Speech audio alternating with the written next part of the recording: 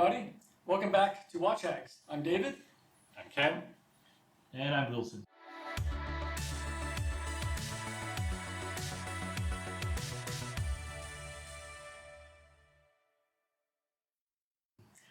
Thanks for joining us again.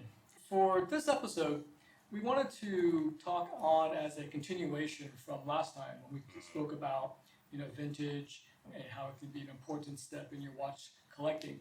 And the next topic we wanted to cover today is what we call a milestone watch, a personal or a professional moment in your life to where you really wanted to celebrate it. Now, outside of going to a nice restaurant, drinking some nice wine, the wine only lasts maybe a few hours, but with a nice proper milestone watch, it stays with you forever. And this can be something that it becomes an heirloom that you can pass down. Well, I think the magic for me about watches is the fact that they measure time, something so precious, and especially the current time, but they also mark important times in our life, important milestones, right? And it's a gift or it's something that you can purchase that can mark this time, and importantly, that you can carry with you for many, many years after. I mean, there's actually very few things, David, when I think about life, that can be significant enough and beautiful enough to mark an important milestone, but yet will last with you for decades after that, or even to the next generation. Like a shirt, a suit, a jacket, so many items will simply cannot last that duration of time. This is the magical thing about wristwatches. Yep, exactly. Well said. And so I want to go ahead and kick us off on a milestone watch of mine. And so this was a professional milestone. I was very fortunate to be in a position to where the stars aligned and I had a great new opportunity and an amazing position at where I was working. And so after everything was said, done, and confirmed, I felt, yes, I deserve a milestone watch. And so you should. And so what I ended up choosing was what I call the kitchen sink of the watch I wanted, meaning that this watch had to tick off all these boxes in order for me to say, yes, that's what I'm going to get. And so for me at this point, my collection started to steer more towards sports watches, like dive watches and the like. And so I was looking for a dive watch, something with obviously with the dive bezel. I love titanium. We can talk about this later on in a future episode. I love titanium as a metal. Dive watch, titanium. I wanted a chronograph. I wanted a GMT. I wanted date. and then I also wanted the in-house movement. And I was looking, quite frankly, I was really left for maybe 2 or 3 options out there. And luckily, LeCoultre has an amazing watch called the LeCoultre Master Compressor. This is the Navy SEALs Divers Chronograph GMT. It is probably the longest name of a watch I've ever seen. It is a fantastic dive watch. I have taken it diving before, down to 33 meters in Maui, and it performed flawlessly.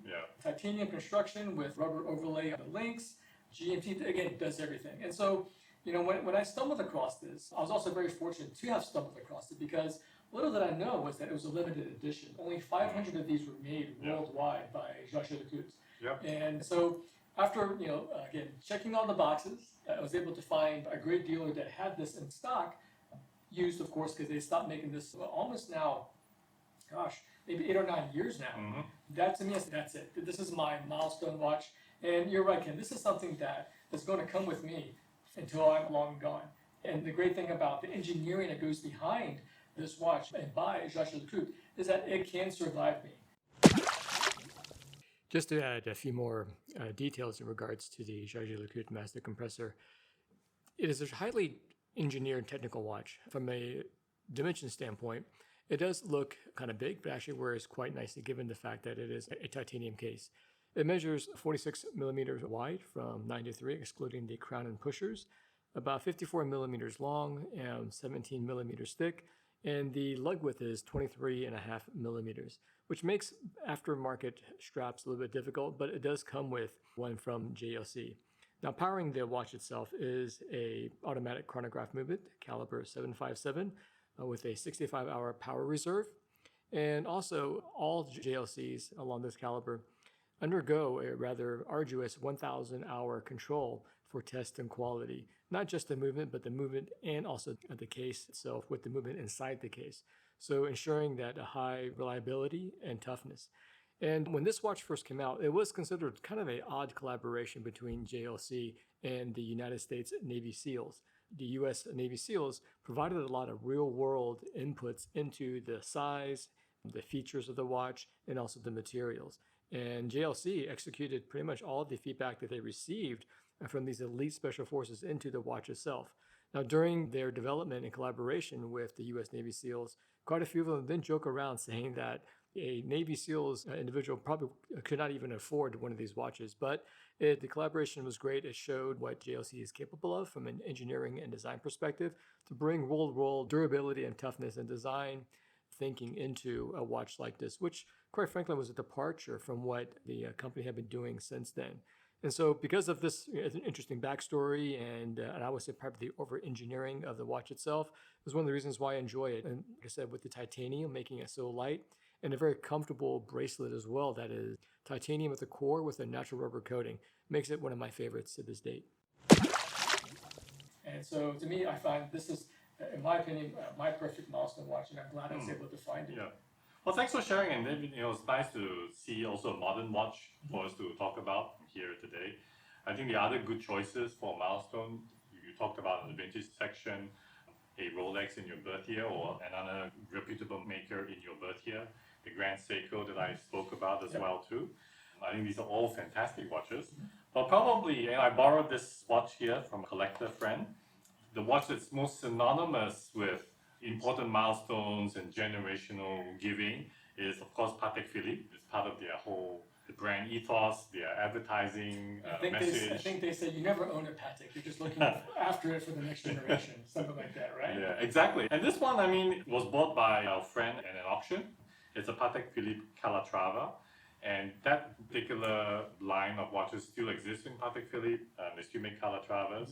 This one comes from the mid-50s, so it's once again older than both of us, David, which is simply phenomenal. It is just such wonderful condition. It's a manual line.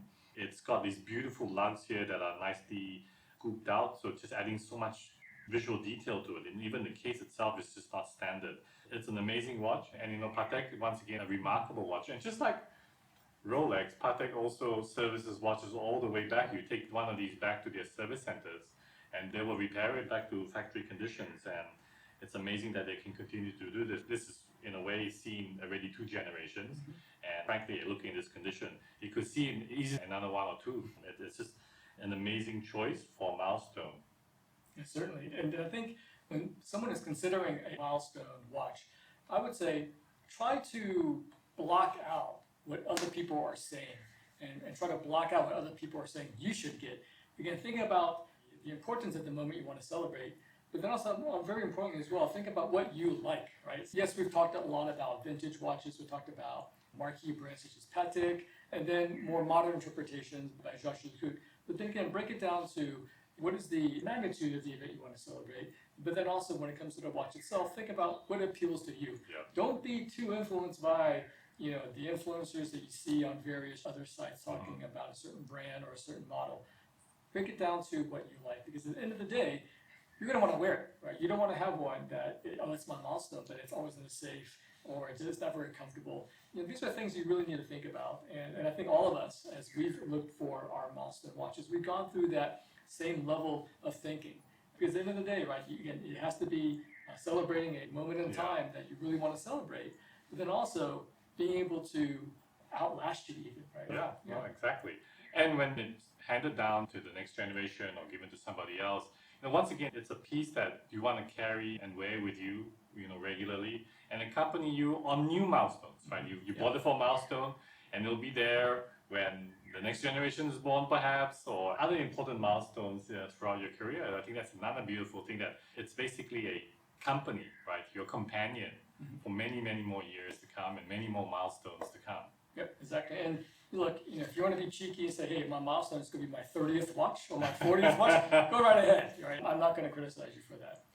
Yeah, so I think, this was fun. I'm glad that we had a chance to share this with everybody. Yep. Hope everyone learned something new.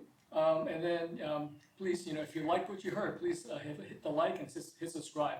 And of course, most importantly, let's get some feedback from everybody. We are always looking for ideas how to improve and also topics we can cover next time. Yep. So thank you for joining us. I'm David. And I'm Ken. Behind the camera. I'm Wilson. We are Watch Hags. We will see you next time. Thank you.